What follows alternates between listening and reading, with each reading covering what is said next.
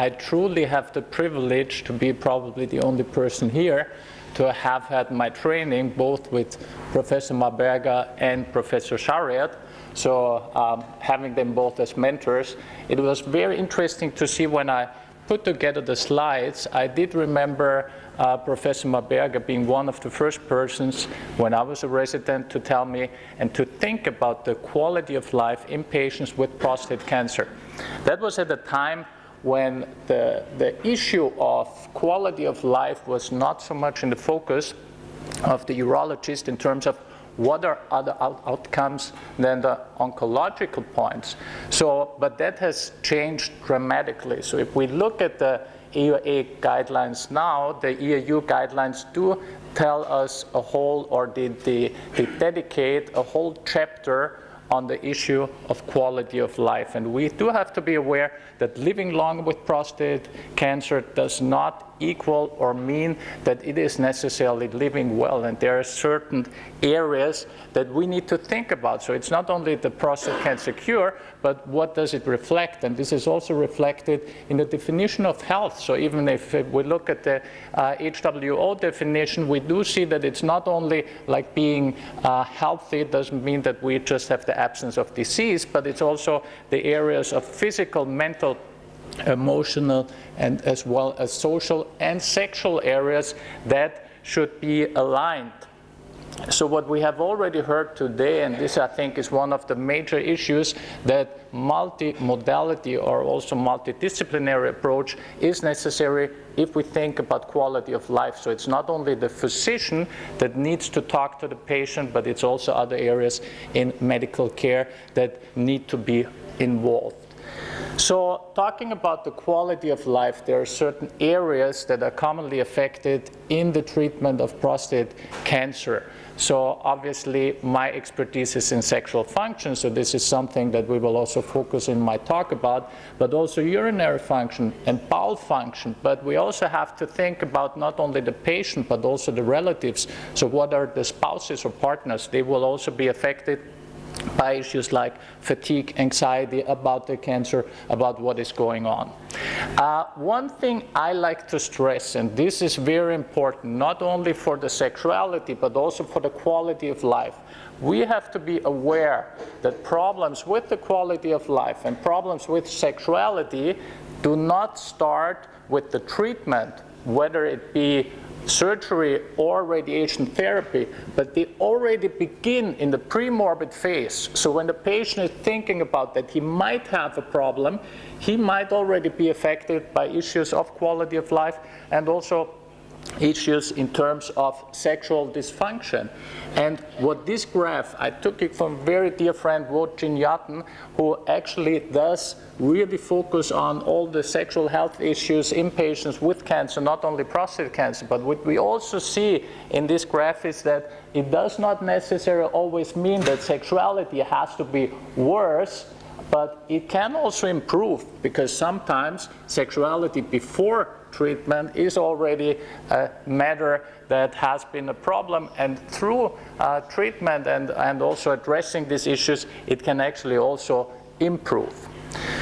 So one thing, and this is data that is some years back, but one thing we have to remember, and this stresses also again the issue of communication between the physician and the patient, that when we look about quality of life in the capture data that was published in 1998, there was a big discrepancy in terms of what the patients and the physician reported on the outcome. So we have to be aware that the outcome a patient wants to see or wants to have can be different to what we as physicians see. So what has changed since then? In the last 20 years or so, there has been a big change in terms of the perspective on quality of life and on sexuality. We do have a better awareness on both sides, from the physician side as well as the patient side. We do have better outcomes. Professor Shariat was also stressing today that we see more and more high volume centers where we see better numbers, but we also have better options for the rehabilitation programs. And this is not only true for sexual rehabilitation, but for entire oncological rehabilitation. Well, sexuality is one of my areas of interest, but is also one of the big areas of interest of patients who suffer or did undergo treatment for prostate cancer. So almost all patients who will have a treatment for prostate cancer will have some potential alteration of their sexual functions. And it is only 20 to 30% of patients who after treatment have a full normal sexual function. So 40 to 100% of the patients will have some sexual difficulties, and today we are able to help a lot of those patients, but unfortunately not all patients. What we also have to think ourselves is, are we always targeting the right aim in treating them, and are we only looking whether or not those patients will restore or will resume their erectile function? But I think it should be more. It should really look at a patient-centered outcome in terms also what are the psychological strengths and how is the sexual function between the couple that is affected. So all the treatment that we heard today, should it be surgery, radiation therapy, or hormonal therapy, or chemotherapy, to one extent or the other do affect the sexual function and the erectile function. This can be either on the endocrine systems, if we have chemotherapy, or if we have radiation therapy, or castration therapy, hormonal therapy. It can affect the endocrine system, the desire.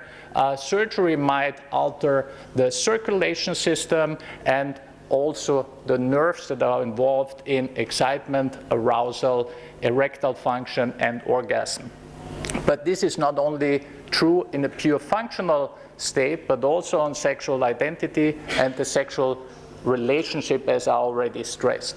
And there are other problems also involved. So it's not only the pure erectile dysfunction, but we do see patients who either have penile shortening, penile curvatures. There are patients who have climacturia, or patients who have pain during orgasm that are affected of the side effects or sequela of prostate cancer treatment.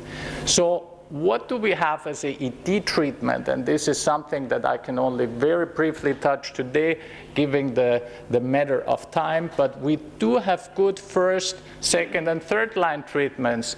You all are aware that PDE5 inhibitors, the invent of PDE5 inhibitors has really changed the treatment of erectile dysfunction. We have other methods. We can use vacuum devices, shockwave therapy that has become very popular most recently. We also do have vasoactive agent that can be either applied through needle or through topical approach. And in patients, and this is very important, in patients who none of these will work, we have the opportunity to do surgery and do penile implants, which have a very high satisfaction rate in patients and their partners.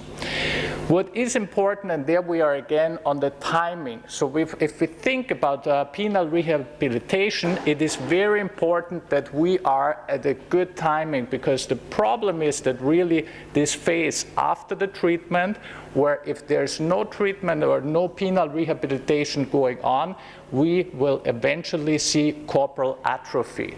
So the sexual function and the erectile function might be affected by not being early enough in the treatment. And this is something why the penile rehabilitation program already should start again prior to the treatment. So by starting maybe 2-3 weeks already before or into the treatment, we can really do something. And if we are aggressive in terms of what we apply, not only PD5 inhibitors, but also use vasoactive agents, we can really improve the outcomes. So timing is everything, also in terms of quality of life and quality of sexual life after cancer treatment. There are good data that do show if we start early with PD5 inhibitors, we have a better outcome than if we start after 2 months with the treatment. And one thing we have also learned from the data is that the quality of life also can be affected by the sexual function. So patients who did improve in their erectile function with PD5 inhibitor also had improvement in their quality of life. So the other aspects and the other areas that are obviously touched from quality of life is not only the sexual and erectile function, but it's also incontinence and the micturition problems that will affect patients undergo treatment for prostate cancer. And that can be from either of those treatment options. We do know that urinary incontinence is something that is still a matter of debate. We have heard today in the different treatment modalities, the numbers, they are to some extent conflicting. We do know, but even if a lot of our patients now can be continent after the treatment at a later point in time, that most of our patients in the early phase will be affected by any kind of incontinence. So this is something that we have to bear also in our mind when we are discussing these issues with our patients already at the time when the prostate cancer is diagnosed. And this is something, again, from the timing. With quality of life and other issues, we need to be really in the preoperative information already very precise and tell the patient what can be done. And again, the same like with the penile rehabilitation, if we start with pelvic floor exercise already prior to the surgery, there is something that we can improve in the outcome afterward. So what have we for options for incontinence? There are a vast options that we can apply. We have to understand in the first year or the second year from the treatment, we can obviously do watchful waiting. We have other treatment options like physiotherapy, electrical stimulations. If none of these options will help in the second year, this is the time where we should really be more aggressive also and look into surgical options for incontinence like artificial sphincters that have been proven as a very good agent to help with post-prostatectomy stress incontinence. So my third topic that I would like to address, and it has been already addressed today very briefly, is also the matter whether or not exercise and maybe also diet might be something that is of concern for quality of life. I had the pleasure to co-author a review article on that issue in terms of how effective and what influence does have resistance exercise on the physical performance and also on the quality of life in prostate cancer patients. And what can be summarized is that exercise and physical activity is very important in terms of the effects, the beneficial effects, and the performance capacity as well as the quality of life in patients undergoing prostate cancer. And this is not only true for patients who have been operated on, but also new data is showing that also in patients undergoing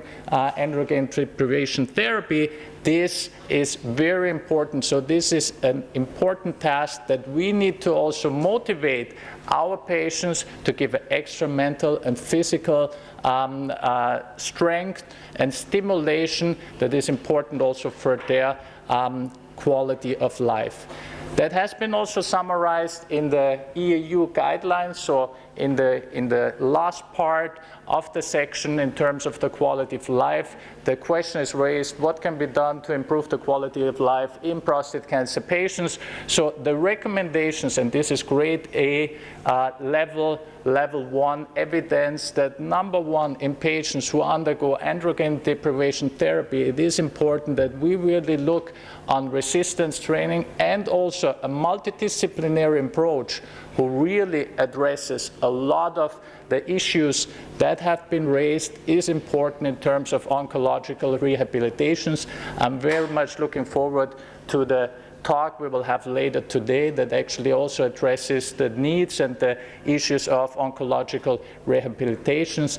I'm very happy to give you all this information and to have had the opportunity to talk on the quality of life. I think if we look at what is going on from the quality of life perspective, we have heard about the personalized care. This is one thing that we also have to address in this respective. Treating prostate cancer today is really something that individually between the patient and the physician should be touched, and we also have to see it from a multidisciplinary approach, and we also need to maybe shift away from only focusing on the organ, but really look at the patient from a holistic point of view. Thank you very much.